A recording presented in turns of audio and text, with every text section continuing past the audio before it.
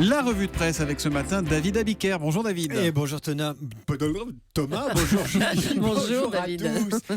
À la une de vos journaux ce matin, un débat né hier matin ici même sur Europe 1 quand Emmanuel Macron s'est prononcé en faveur d'une part de rémunération au mérite dans la fonction publique.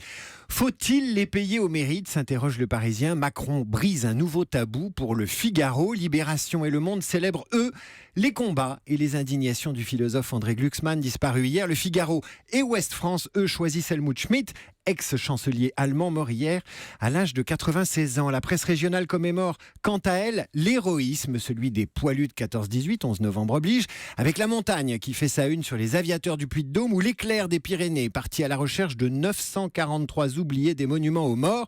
Héroïsme encore à la une de la presse, celui du plus secret des soldats, pas du tout inconnu, James Bond tout simplement.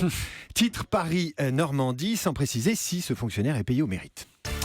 Alors, c'est le débat du jour, payer ou pas les fonctionnaires au mérite. Pour le Figaro, la sortie d'Emmanuel Macron, c'est pain béni. Voilà une idée saine et simple, se réjouit l'éditorialiste du Figaro, Paul-Henri Dulimbert, dont on s'étonne qu'elle suscite un tollé sitôt qu'on l'évoque, sauf bien sûr à considérer que les fonctionnaires constituent une étrange aristocratie, mais que la CGT et FO se rassurent, Emmanuel Macron n'a fait que donner son avis. Il faut en conclure que cette réforme n'est pas pour demain. C'est pourtant une idée de gauche, s'amuse Stéphane Albouy dans Le Parisien, et il cite un certain Maurice Thorez, oui, le patron du Parti communiste, qui en 1946 dit ceci: il est essentiel que la notation, sous-entendue des fonctionnaires, exprime la valeur réelle et inégale, je dis bien inégale, des agents. Cette bénédiction communiste fait-elle de la proposition de Macron une révolution? Pas nécessairement, poursuit le Parisien aujourd'hui en France. Les textes prévoient des expérimentations, comme à Suresnes, dans les Hauts-de-Seine. Jean-Claude Maillet, numéro 1 de Force ouvrière, voit lui, dans la rémunération au mérite, l'intégration dangereuse de critères de gestion privée dans la fonction publique chargée de l'intérêt général. Le dernier mot ira peut-être à Éric Alonso, consultant en management, qui se demande quels indicateurs vont mesurer le fameux mérite des fonctionnaires. Et puis il propose, tiens, qu'on prenne compte de la satisfaction des usagers. En voilà une bien bonne idée. Tout autre chose, David, avec la cérémonie du 11 novembre, ce matin à Paris, en présence de François Hollande et de Nicolas Sarkozy. C'est la paix du 11 novembre, titre Le Parisien. Entre l'actuel président et l'ex, les deux hommes ne sont plus apparus ensemble et en public depuis la manifestation monstre du 11 janvier dernier. Après les attentats, le président de la République et le président de Les Républicains se retrouveront donc dans 2 heures exactement sous l'Arc de Triomphe. Pour Le Parisien, la participation de Sarkozy est tout sauf désintéressée. Ça le maintient dans sa stature d'homme d'État, analyse Le Quotidien. Et puis à 4 semaines des régionales, Nicolas Sarkozy aura peut-être besoin des socialistes pour gagner 1 ou 2 régions en cas de front républicain face au Front National. Voilà qui expliquerait pourquoi Nicolas Sarkozy a mis la pédale douce depuis quelques semaines dans ses attaques contre François Hollande. Bon. Il l'appelle plus du tout moi-je.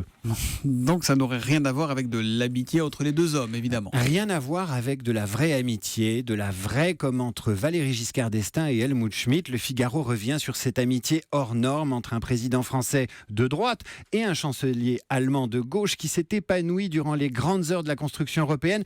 Ces deux-là se sont rencontrés pour la première fois en 72 et ce fut comme un coup de foudre. Dans ses mémoires, Giscard se souvient: il y a dans le caractère d'Helmut Schmidt quelque chose de difficile à définir et qui m'a toujours ému, une sorte de pugnacité que rien ne décourage, même lorsqu'elle lasse ses interlocuteurs. C'est encore à Giscard que le chancelier allemand confiera plus tard ce secret. Son père était juif et il tenait son nom de Schmidt de ses parents adoptifs. La COP21 est déjà le bilan, en quelque sorte. Le Canard enchaîné s'intéresse non pas au bilan carbone, mais au bilan financier de la COP21, dont le coût d'organisation prend de l'embonpoint. Les 179 millions d'euros initialement prévus pour l'organisation de la conférence climat devraient atteindre pas moins de 213 millions d'euros. Elle est victime de son succès, justifie l'organisateur, qui dit avoir dû augmenter la surface dédiée à l'événement au Bourget, passant de 130 000 m² à 180 000. Tout ça pour expliquer le dépassement budgétaire, mais le Canard est cruel, précisant que ce budget pharaonique n'inclut pas les dépenses de personnel ni les dépenses liées à la sécurité qui se chiffrent en dizaines de millions d'euros.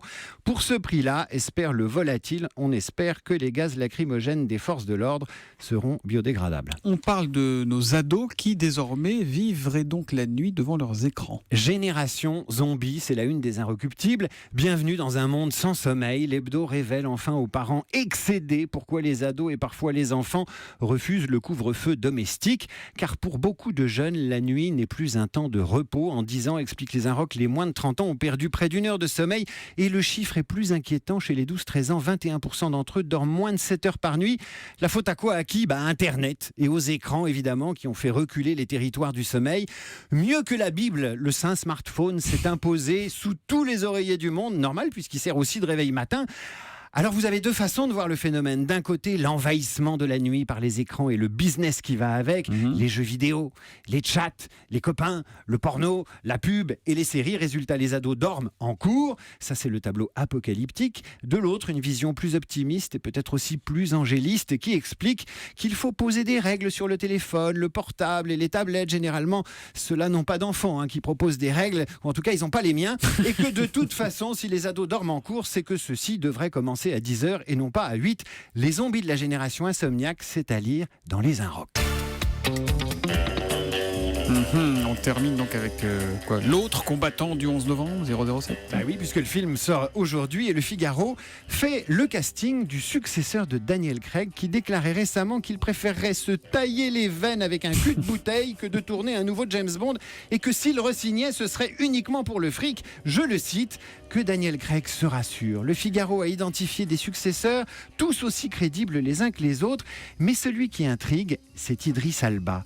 On a vu l'acteur dans des séries télé comme The Wire ou Luther. On sait qu'Idris Elba, beau brun à lunettes, est bien placé depuis l'affaire des mails piratés de Sony. Son nom revenait dans diverses correspondances comme un probable successeur de Bond, de Daniel Craig. Et bien sûr, Idris Elba a non seulement la classe, le talent, le flegme et la puissance nécessaires à ce rôle, mais en plus, il est noir. Un noir pour incarner 007. Ce serait, allez, j'ose le jeu de mots, un grand Bond en avant. C'est sur ce jeu de mots que s'achève la revue de presse signée ce matin de David Abiker. Merci David. La revue de presse revient demain à 8h30 sur Europe 1.